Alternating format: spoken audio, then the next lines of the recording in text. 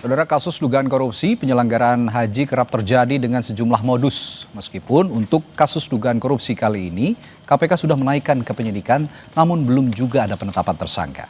Dan untuk lebih lanjut, saat ini kita akan membahasnya bersama Muhammad Yasin selaku mantan komisioner KPK dan juga ada Boyamin Saiman selaku koordinator MAKI. Selamat malam Bapak-bapak. Selamat malam. Saya ke Mas Boyamin dulu. Mas Boyamin, ini seperti yang sudah dipaparkan di berita pengantar tadi. Temuan-temuan MAKI itu kan ada beberapa macam ya. Ini saya bacakan lagi. Pembagian haji reguler dan khusus yang tidak sesuai. Lalu pungutan liar calon jemaah haji khusus hingga 75 juta per orang. Dugaan markup, penambahan biaya, catering dan penginapan. Ya, ini temuan-temuannya. Tapi yang ingin saya tanyakan sekarang justru sosoknya yang melakukan penyalahgunaan atau penyelewengan. Siapa saja yang terlibat di sana kalau penelusurannya MAKI? Itu jadi pertanyaan, yang sekarang jadi pertanyaan publik kan itu. Ya, mau tidak mau saya harus memberikan istilahnya sabar. Gitu kan. Ya, karena kalau menunjuk orang nanti dikira mendahului KPK. Saya juga salah juga kan itu. Prinsip azas praduga tidak bersalah itu harus kita junjung, dan kalau sepil ya bolehlah dikit-dikit gitu kan. Karena kalau tidak sepil nanti dikira bukan Boyamin. Tapi pertanyaan saya, orangnya orang sentral di Kementerian Agama pada saat itu? Iyalah. Kan dan punya wewenang yang luas. Kan ada dua klaster misalnya, pembuat kebijakan sama pelaksana kegiatan. Apakah ini ada sambung jembatannya, kan gitu? Atau sungai yang tidak ada jembatannya, kan gitu? Seperti proyek jembatan misalnya, bikin jembatan lah ya. Itu bupati menganggarkan sama DPR. Terus kemudian pelaksana pemborong, kan itu. Nah, yang mencuri, yang korupsi itu pemborongnya mencuri semen, maunya sendiri, atau kongkang-lingkong dengan kepala daerahnya. Kan itu. Kan itulah tugasnya KPK untuk menyambungkan itu. Apakah di kebijakan dan di pelaksanaan ini ada jembatannya? Nah, jembatannya apa? Konflik kepentingan kan otomatis itu. Dan di situ misalnya ada tambah lagi tentang haji tambahan itu yang reguler pun bisa bermasalah. Kenapa? Yang harusnya mereka antri 30 tahun, mereka bisa berangkat dengan uang 50 juta, padahal harusnya 90 juta kan itu. Karena ada subsidi 40 juta, karena uangnya sudah ngendap di BPKH selama 30 tahun. Nah, tiba-tiba yang reguler tambahan tadi, banyak yang baru, yang belum antri sampai 2 tahun. Kan tidak boleh dia menerima manfaat, harusnya bayar 90. Tapi kenyataannya, ya bayar 50. Diambil dari mana? Nah, dari BPKH. Nah, siapa yang bisa membayar ini? Apakah BPKH ceroboh atau yang dari Kementerian Agama yang memaksa? Nah, itu KPK juga nanti. Maka ketemulah angka 1 triliun itu, karena saya hitung gini Mas. Yang dari dugaan pungli itu, yang 5.000 aja lah, kali 922, karena dipotong oleh petugas haji dan kesehatan. Itu maka ketemulah angka 691 miliar. Nah, kemudian dari dugaan yang tadi ini, yang haji reguler yang ternyata mengambil dana BPKH, subsidi itu, ya anggap aja 100 miliar, kira-kira kan gitu. Ketemulah 300. Terus dugaan markup catering haji, ya kira-kira ya 200. Ya ketemulah hampir 1 triliun juga, gitu loh. Kira-kira kalau saya diminta membreakdown itu, 1 triliunan itu, dulu kan saya rilis pertama ya antara 500 sampai 1 triliun, kan itu. Nah, itu kan juga di angka yang bisa jadi naik lagi. Karena apa? 5.000 itu kan minimal. Diduga ada yang 7.000, ada yang 10.000 dolar loh ya. Itu berarti kan ya kalau 70 kali 115 sudah berapa? Kalau saya membaca statementnya Pak Yasin di media bahkan hampir 2 triliun katanya Pak ya. Kalau itu kan 5.000, kalau 10.000 semua. Berapa? Itu kan? Kalau gitu saya tanya ke Pak Yasin nih. Ini selain Pak Yasin sebagai mantan ketua KPK, Pak Yasin juga pernah di Kementerian Agama sebagai inspektur jenderal ya pada saat itu ya. Nah, berdasarkan pengalaman Anda Pak di Irjen Kemenak, apa saja sebenarnya kelemahan sistemik yang terjadi, yang memungkinkan terjadinya dugaan korupsi seperti yang terjadi saat ini atau diperkarakan di KPK saat ini? Ya, Bung Adi ya. Ya, Radi Pak. Bung Radi ya. Ya pertama kita apresiasi KPK dulu lah. Pak Boyamin Saiman ya itu. Jadi sudah walk the talk ya, not only talk the talk. saya kayak inget quote-nya siapa itu. Lanjut Pak. Jadi tapi tidak hanya sebatas itu. Jadi walk the talk-nya itu sampai sebatas ini kan baru tersangka tidak ada nama, ya kan? Harapan masyarakat ya pasti harus ada namanya, minimal yang dicegah bepergian ke luar negeri itu. Kemarin kan sudah dicegah 3 orang. Harapan masyarakat seperti itu. Nah, sehingga itu bisa menjadikan katakanlah bukti bahwa KPK itu bekerja dengan serius, profesional menangani kasus ini, khusus untuk kuota ya. Belum yang dibicarakan oleh Bung Boyamin ya. Boyamin tadi yang berkaitan dengan pengadaan barang dan jasa itu.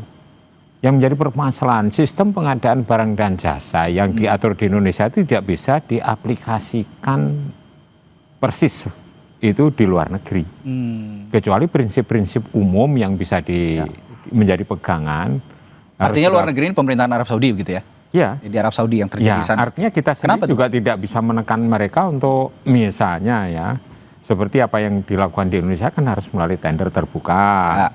Kemudian juga akan dipilih dari mereka itu.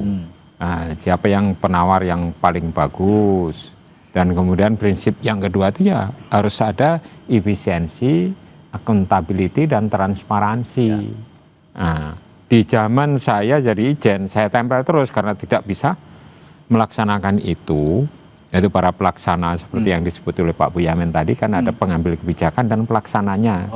Pelaksananya itu harus ditempel terus. Tempelnya bagaimana? Pengadaan perumahan juga ditempel. Jadi nggak sempat dia itu untuk melakukan suatu deal-deal yang hal itu yang sekarang tidak dilakukan? Oh, tidak. Yang periode kemarin itu? Ya tidak. Setelah saya tidak di sana ya loss saja.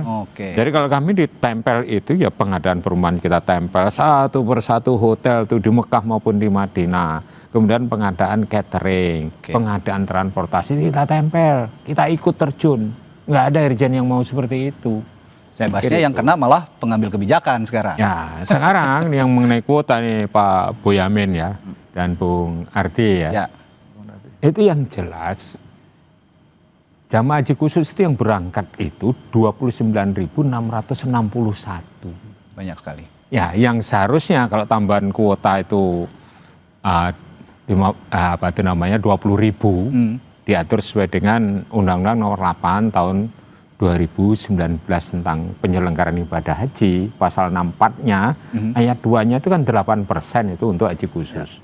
Otomatis ya haji regulernya 92% ya kan. Mohon maaf Pak, justru minta penambahan itu karena untuk reguler, untuk mengurangi yang 30 tahun lagi. Jadi sebenarnya satu pun nggak bisa diambil Pak. Jangankan 8%, 0,01% satu orang aja nggak bisa Pak. Ini dalam hubungannya dengan penghitungan kerugian negara yang sementara dihitung oleh KPK itu Pak. Jadi kalau menurut saya ya hitung-hitungan dari kelebihan 10.730 jamaah itu dikalikan misalnya paling murah 200 juta itu berapa US tuh, saya 5.000 Pak. 75 juta aja itu Pak. sudah 2.146 juta. Itu luar biasa banyaknya ya. Tapi yang jadi permasalahan bukan kok berapa kerugian negaranya. Mampukah itu penegak hukum Indonesia itu merecover kerugian negara tisu melalui aset recovery? Kan undang-undang penyitaan aset kan belum ada. Jadi pengalaman yang dulu nih IKTP maupun Bank Senturi itu yang kembali ke Indonesia IKTP itu 2,3 triliun. Yang kembali hanya sekitar 28 miliar. Nggak ada seperpuluhnya itu nggak ada. Kita coba lebih rinci lagi Mas Boyamin. Ke Mas Boyamin nih. Dan kalau Pak Yasin tadi ukurannya 2 triliun bahkan ya kerugiannya. Nah, kalau gitu kita beranjak ke 2 triliunnya versi nanti Pak Yasin dulu. Nanti secara detail BPK akan menghitung yang benar ya. Kalau kita hanya asumsi aja Pak. Tapi bisa mendekati Pak. Iya, bisa mendekati. Saya itu kan biasanya antara 500 sampai 1 T. Kalau biasanya itu kadang-kadang kali 2 gitu. Kalau kali 2 ya ketemu juga. Kita lebih spesifik lagi. Adakah temuan spesifik yang mendukung angka tersebut kira-kira? Iya gini. Karena saya kan mohon maaf bukan apa gitu beberapa kali umroh. Nah umroh itu beliau travel umroh rata-rata juga haji plus. Saya tanya bayar berapa sih kemarin? Nah yang kecil itu yang artinya dapatnya hanya puluhan lah antara 10 sampai 30 itu ngomongnya 5.000. Itu loh ya berarti patokan saya minimal 5.000 itu aja. $5.000. Berarti 75 juta. Kali 10.000 ya ketemulah karena ternyata petugas haji atau apapun yang dampingi sebagian juga dijual Pak. Bukan murni maka kemudian walaupun perhitungan Pak Boyamin itu kemurahan Pak. Karena ini kan kecil cipratan terakhir Pak. Kira-kira 5.000. Nah yang besar-besar itu, yang perusahaan-perusahaan besar yang salah satunya dicekal itu konsorsium. Dan ada cerita begini Pak Radia. Dari iuran itu kan karena ke travel itu kan transfer jamaah itu. Nah kemudian dikirimlah ke sebagian ke rekeningnya konsorsium. Oke. Nah di konsorsium Pak, karena rame-rame pansus itu Pak, katanya masih ada 200-an miliar yang tersisa Pak, yang belum sempat dibagi gitu. Nah dari itu kan sebenarnya ketahuan. Nanti KPK paling gampang itu kalau bisa pasti bisa menemukan ini, maka kerugian itu kalau di bawah 500 itu keterlaluan gitu loh. Kalau gitu pertanyaan saya selanjutnya, apa Maki juga punya informasi soal pihak swasta atau travel haji yang diuntungkan dari dugaan penyimpangan ini? Seperti kalau saya mencontohkan dalam kasus Fuad Hasan Masyhur ini ya. FHM akan bahas setelah jeda, nanti di Sapa Indonesia Malam akan dijawab oleh Yamin Saiman. Tetaplah bersama kami.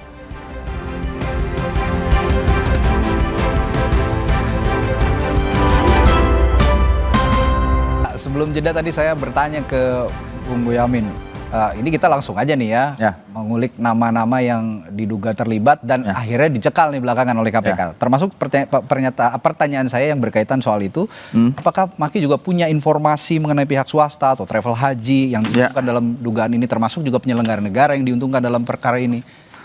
Ada yang saya katakan tadi, kan yang kecil-kecil dapatlah 15 kuota, 20 kuota, 2 orang loh ya, itu yang 5.000 tadi. Nah, itu kan berarti hanya sebagian kecil aja. Sementara 10.000, siapa yang nyerap 1.000, nyerap 2.000, sampai habis di angka 9.000. Gitu. Yang terbagi kecil-kecil itu kira-kira hanya 1.000-an, Pak. Kira-kira gitu. Nah, yang 9.000 ini diserap oleh perusahaan-perusahaan besar. Yang diduga yang termasuk yang dicekal itu. Karena dia selain untuk dirinya ada istilah konsorsium di situ tadi. Gitu. Konsorsium inilah yang dijadikan saksi yang kecil-kecil dulu. Ya. Terus misalnya begini, kalau bicara ini, saya itu kan mendapatkan ini Mas, ini yang ada stempelnya begini yang saya serahkan kemarin kepada KPK. Ya surat keputusan yang Menteri Agama yang harusnya itu bicara undang-undang di itu mengatakan harusnya peraturan Menteri Agama. Kalau peraturan Menteri Agama itu kan ada verifikasi ke Menteri Hukum HAM. Melanggar atau enggak baru ditayang lembaga negara. Ya, melanggar undang-undang ya enggak boleh, enggak bisa boleh. Maka ini kok surat keputusan. Kalau surat keputusan memang tidak perlu ditayang lembaga negara. Ini kan namanya sudah level saya loh. Cara orang Solo ini ngakali ini. Gitu. Nah, siapa yang tanda tangan di sini? Ya kan Menteri. Gitu loh, meskipun saya tidak pernah nuduh Menteri Yakut, tapi apapun ini ada jejak begini. Jangankan yang sudah ditanda tangan stempel, yang masih parap aja saya udah punya. Saya harus menghargai KPK, satu. Nomor dua, menghargai whistleblower di dalam Kementerian Agama. Dengan segala risikonya membocorkan ke saya. Kalau mau dilacak, saya ditanya, dari mana? Mencuri kan gitu aja. Ya gitu aja. Mencuri segini juga tidak akan dituntut kan gitu kan. Kalau gitu ini udah cukup konkret intinya nih ya. Kalau gitu begini Pak Yasin, pemeriksaan pemanggilan pemeriksaan sudah, status kepenyidikan sudah. Nah, selanjutnya ekspektasinya apa kalau Pak Yasin kepada KPK untuk kasus ini? Ya, kita merunutnya itu kan atas pelanggarannya. Kan harus diurut dari seseorang melanggar aturan, merugikan keuangan negara, apalagi merugikan jamaah ini yang seharusnya dia berangkat ini kan tidak ternilai harganya, tidak hanya sekitar 200 masalah ibadah di korupsi gitu ya? Iya, betul. Itu 23 Juni tahun 2023 itu pemerintah Arab Saudi sudah menginformasikan ada tambahan 20.000. Maka ditetapkan pada rapat dengar pendapat dengan DPR itu tanggal 27 Oktober tahun 2023.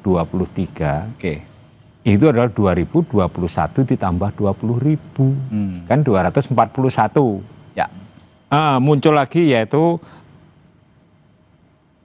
peraturan Menteri Agama itu nomor 1005 yang apa isinya di situ diturunkan lagi yaitu 221, seakan-akan tidak ada tambahan 20.000 itu yang sudah dideklar pada waktu tanggal 27 Oktober itu bersama-sama dengan Komisi 8 DPR.